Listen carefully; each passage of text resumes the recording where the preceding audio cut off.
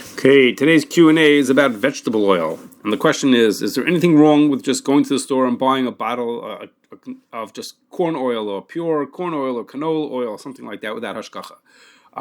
You just assume that it must be, what else could be in there except for corn oil or canola oil or soybean oil?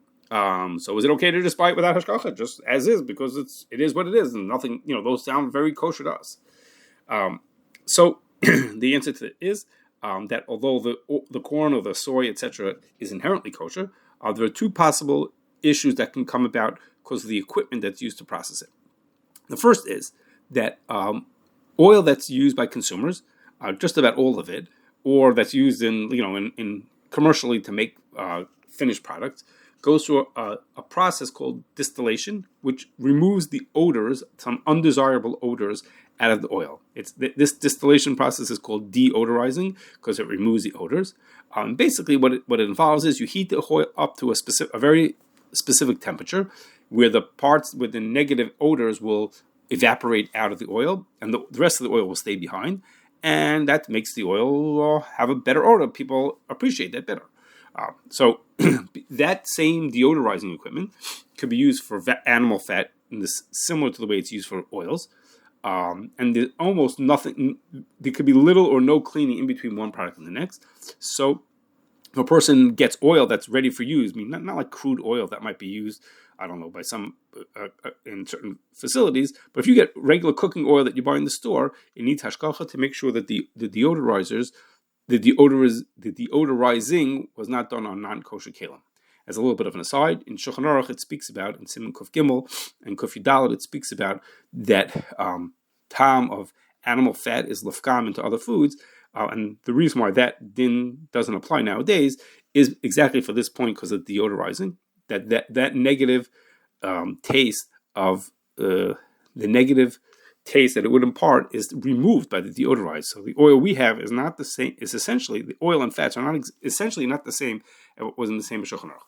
Now, one exception to the rule that I've been telling you about this deodorizing is extra virgin olive oil, which is not deodorized and it's not heated at all, and it does not have any kashrus concerns year round for Pesach. I know that there are reports of adulteration, but if you poke around and you look deeper into the reports, it appears that the issues that they find are issues of quality, like it's not exactly the color, it's beyond the expiration date, other things like that, which are quality issues, but are not necessarily not kashrus issues, and don't show that it was done with any kind of added ingredients or hot processing. Okay, now that was the first issue that there could be with these vegetable oils, and the second is the transportation, and that is.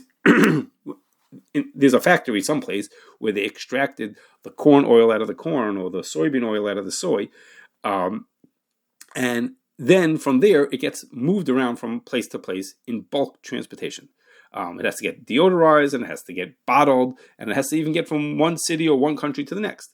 So the largest volumes get moved in ships across the oceans or in barges within a country, and there's a number of different ways that Tom can transfer from one product being carried in this boat to the other part, meaning that the boat that has large holds, more than one, and Tom can transfer from a treif product to a kosher product in several different ways that could happen in a boat.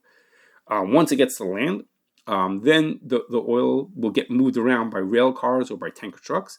The rail cars have an advantage, are a little bit better than the tankers, in that the rail cars is almost always 24 hours between when one product is emptied out before the next one is put in. So it's always Eni Ben Yomoy, so the time is always going to be batal. And a rail car with just one thing in each rail car. And trucks, tanker trucks is not like that. They could empty out now and 3 hours later be filled with the next product. So they would not be Eni Ben Yomoy.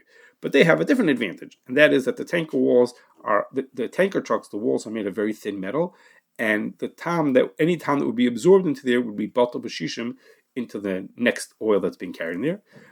So b'diavad, there's reasons to be makel about rail cars and tanker trucks, but that doesn't mean that there isn't an advantage. And a person, so from this perspective, this question about the transportation. When you buy the oil that has the hashgacha on it, they're making sure that this transportation products are all being done lechatchila, They make sure even where the trucks and rail cars get washed out, it doesn't become treif in that location. And of course, it takes care of what we mentioned earlier about to make sure that it's deodorized on equipment that's kosher as well.